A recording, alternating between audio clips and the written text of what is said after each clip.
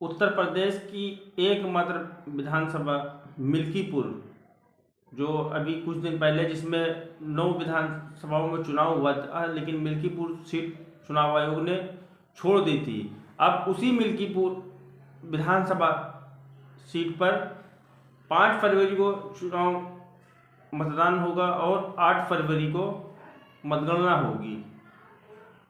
और उसी एक सीट पर इतनी हाय तौबा क्यों मची है वो हम आपको ज़रूर बताएंगे। वो इसलिए मची है क्योंकि 2024 लोकसभा चुनाव में जिस मुद्दे को लेकर भारतीय जनता पार्टी पूरे भारत में घूम घूम कर प्रचार कर रही थी, और उसी मुद्दे वही स्थान पर भारतीय जनता पार्टी बुरी तरह से पराजित हो जाती है और वहाँ से समाजवादी पार्टी का जो है सांसद जीत कर संसद पहुँच जाता है। आखिर क्यों ऐसा हुआ था वो भी हम आपको बताएंगे।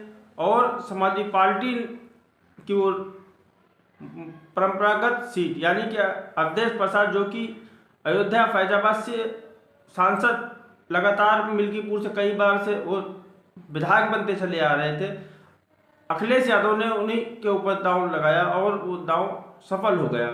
अवधेश प्रसाद ने बीजेपी को अयोध्या में ही सीमित कर दिया, बीजेपी को वहां हरा दिया और दिल्ली खुद पहुंच गए।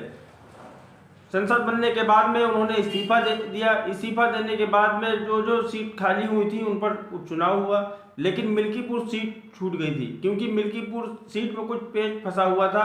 अब जब पेच फाइनल हुआ है तो अब चुनाव आयोग ने घोषणा कर दी कि फला तारीख को वहां पर वोट डाले जाएंगे। जैसा ही चुनाव आयोग ने ऐलान किया कि मिल्कीपुर विधानसभा में 8 फरवरी को मतदान होगा, समाजवादी पार्टी तो पहले से ही वहां पर अपना प्रत्याशी घोषित कर चुकी थी, यानी कि अवधेश प्रसाद की रिक्त हुई सीट को अवधेश प्रसाद के पुत्र के हवाले यानी कि अजीत प्रसाद के हवाले कर दिया। अब भारतीय जनता पार्टी ने अभी तक कोई प्रत्याशी फाइनल नहीं किया है और पूरे दमखम के साथ में मैदान में उतर चुकी है। अभी फिलहाल डिस्कस ही चल रहा है कि कौन से प्रत्याशी के ऊपर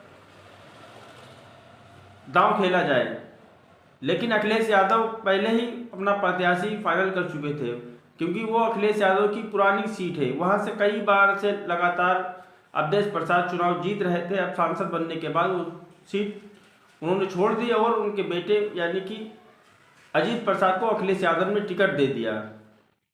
पूरी सीट का बायोडेटा हम आपको बताएंगे कि कितनी बार से यहाँ भारतीय जनता पार्टी का विधायक हुआ है या नहीं हुआ है, या समाजवादी पार्टी का कितनी बार से लगातार विधायक है, ये पूरी जानकारी बताएंगे। बने रहे मेरे साथ में। चैनल पर नया है तो मेरे चैनल को सब्सक्राइब जरूर कर लें, वीडियो को ज़्यादा से ज़्यादा शेयर जरूर करें।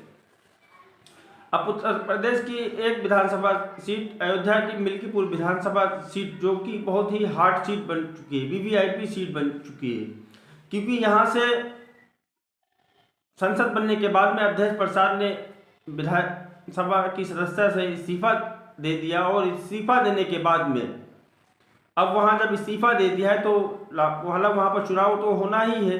चुनाव की जब घोषणा हुई 9 सीटों पर, तो एक सीट ये मिल्कीपुर सीट चुनाव आयोग ने छोड़ दी क्योंकि यहाँ पर कुछ पेच फंसा हुआ था। अब पेच जब सुलझ गया है तो वहाँ पर चुनाव आयोग ने 5 फरवरी की तारीख नियत कर दी कि 5 फरवरी को यहाँ पर मिल्कीपुर विधानसभा में मतदान होगा और 8 फरवरी को मतगणना होगी। यानी कि 8 फरवरी को जो मतगणना होगी उसमें सब कुछ फाइनल हो जाएगा कि किस पार्टी का प्रत्याशी यहाँ से चुनाव जीता है और कौन विधायक बना है किस पार्टी का। ये सारी जानकारी जो है 8 फरवरी को मालूम हो जाएंगी। लेकिन जो खबरें निकलकर सामने आ रही हैं वो ये हैं कि अभी तक मिल्कीपुर विधानसभा सीट पर भारतीय जनता पार्टी कभी नहीं जीत पाई।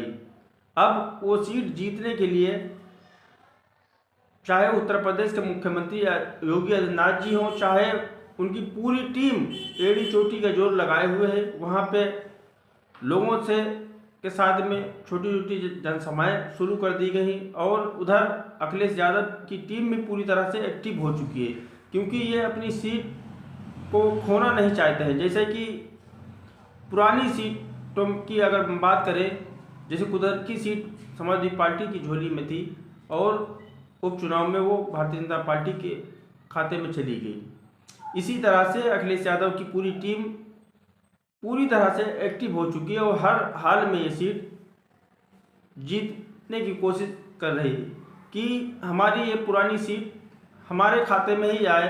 और उधर भारतीय जनता पार्टी अपनी लोकसभा 2024 में जो बदनामी हुई थी अयोध्या सीट हारने के बाद में, वो उसकी जो क्रम बराबरी जो है क्रम करने की कोशिश कर रही है कि ये विधानसभा सीट हम जीत कर उसके जो हमारे ऊपर उंगली उठ रही है उसको जो क्रम हम लोगों की उंगलियों को गिराने का काम करें कि लोग ये सोच रहे हैं कि किस तरह से अयोध्या हार गए, क्योंकि अयोध्या का ही मुद्दा हर चुनाव में, राम मंदिर का मुद्दा ही हर चुनाव में उठता रहा है कि राम मंदिर ये है वो, दुनिया भर की बातें जो भी है जैसा भी है।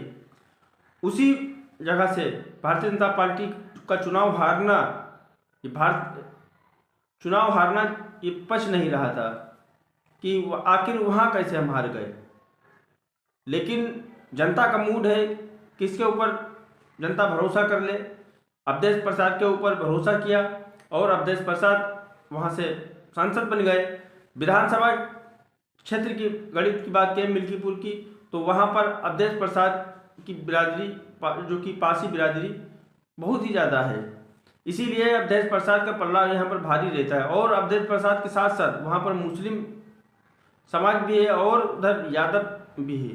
इन तीनों का जब मिलन हो जाता है तो अवधेश प्रसाद का पल्ला बहुत ही ज़्यादा भारी हो जाता है, इसलिए वो वहाँ से लगातार चुनाव जीत रहे हैं। और इस बार भी जनता से बात करने के बाद पता चला है तो इस बार भी मिल्कीपुर विधानसभा की सीट समाजवादी पार्टी का ही पल्ला भारी है। और फिर जनता का मूड किस समय बदल जाए कोई कह नहीं सकता है।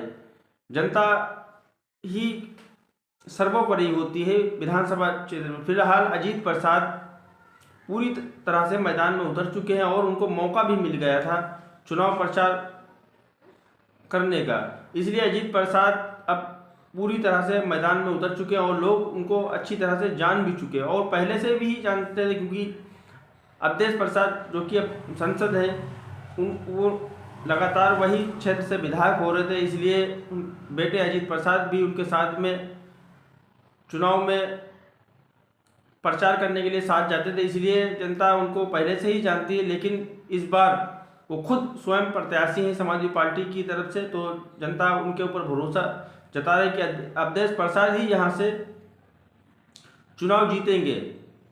अब क्या कहना चाहते हैं अपनी राय कमेंट बॉक्स में ज़रूर बताएं। मेरे चैनल पर अगर नए आए तो मेरे चैनल को सब्सक्राइब जरूर कर लें, ताकि आपको रोज़ हमारी आने वाली नई इसी तरह से की वीडियो देखने को मिलती रहे।